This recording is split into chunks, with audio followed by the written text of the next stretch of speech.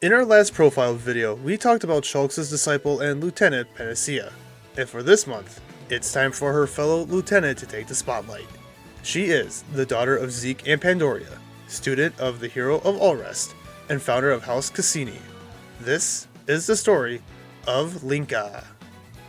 Designed by Matsuko Saito, and voiced by Ryo Hirohashi and Megan Yeda Martin, Linka, or Rinka in Japan, is an original character made for Xenoblade Chronicles 3's DLC Future Redeemed. Linka is a half-Tantalese human-blade hybrid, who is a soldier of the Liberators under Rex's command, someone she addresses as boss or sensei, who she is also both loyal and on good terms with, talking to him in a more calm and casual tone compared to other Liberator soldiers. Linka has vivid green hair that is kept fairly short and tied into two hair buns, with the front of her hair being parted into curtains. She also wears a small purple headband or hairpin with a silver stud on one end. Her attire consists of a pair of long gloves, shorts, a crop top, and a hooded jacket that is adorned with a belt around her waist, and a small pair of frameless round glasses. Linka's blade is a standard staff that is a common weapon amongst other Liberators.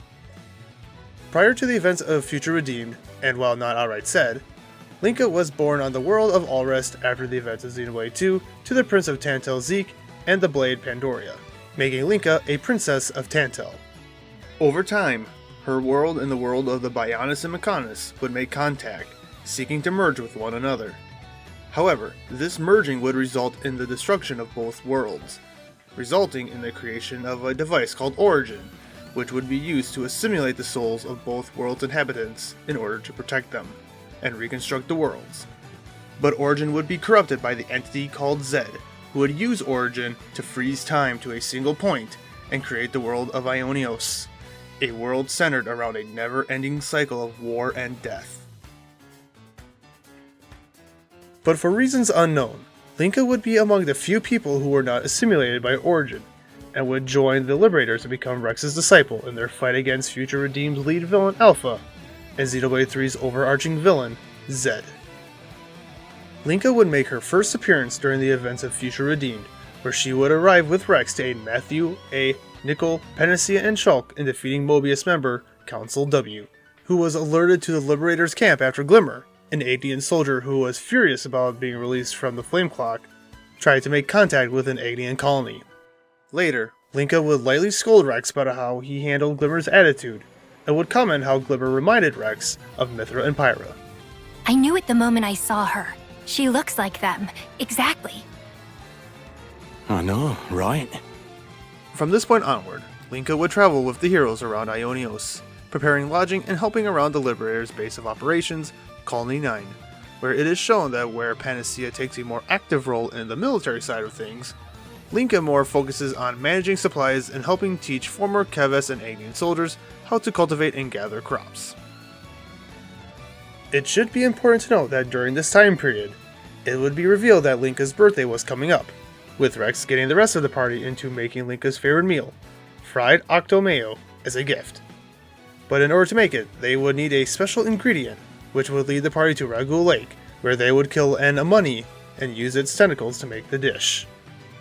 Unfortunately, Linka would inform them that due to the fact that her father Zeke only gave a broad description of the monster, Rex picked the wrong octo monster to use, but she was still grateful, and appreciated what Rex did for her.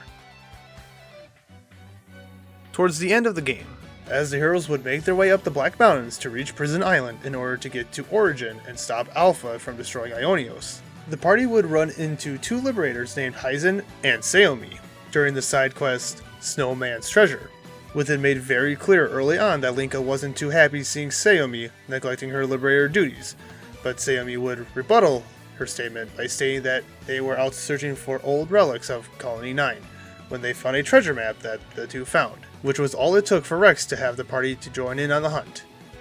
The party would find the treasure being guarded by a group of Antals, and before Saomi could get her hands on the treasure, Linka would inform her that the treasure would be put into the Liberator's collective assets, much to Saomi's frustration. Soon after, the party would reach Origin, where Alpha would try to convince the heroes to see things his way, but they would refuse, resulting in the two sides clashing. After Alpha's defeat, with a sad expression, Linka and the others would watch as Shulk, A, and Rex walk into a large rift, as Origin needed a new avatar to keep Ionia stable. But Rex would reassure them that they would see them all again at some point in the future. Sometime after the events of Future Redeemed, Linka would go on to become one of the founders once the city was rebuilt, creating House Cassini, and a statue honoring her would be placed in Memorial Hall alongside the statues of the other founders. However, despite the statue being for Linka, she chose to have the statue depict Rex instead, as a sign of the deep respect and devotion she felt for her mentor, with it stating, "In memory of the founder of House Cassini and the city's Liberatrix." Much like with the founder of Reed, this statue, too, depicts the founder's respected mentor rather than the founder herself. The mentor boasted a robust physique, wielding 2 great swords at once with utmost ease, and facing down Mobius despite the loss of one eye. He lived his life an unsophisticated sort, broad-minded but impassioned, and is said to have aided the founders in the fight against Mobius, physically and spiritually. He was further reported to have been a free spirit, whose qualities influenced the other founders, still young and impressible when the city was restored. Indelible proof of this rebellious spirit can be seen time and again in the ethos of the house in generations to come. All descendants of House Cassini wear an eye patch adorned with the house's pattern when adventuring outside the city. The emblem depicts the firelight swords.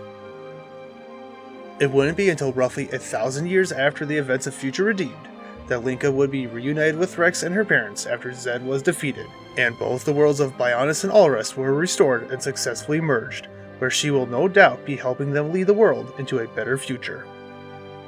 Interesting facts. The name Rinka in Japan has various different meanings depending on the kanjin characters used, with the most popular readings including dignified scent or pear fruit. However, since her name is written in katakana, the meaning behind her name is left ambiguous.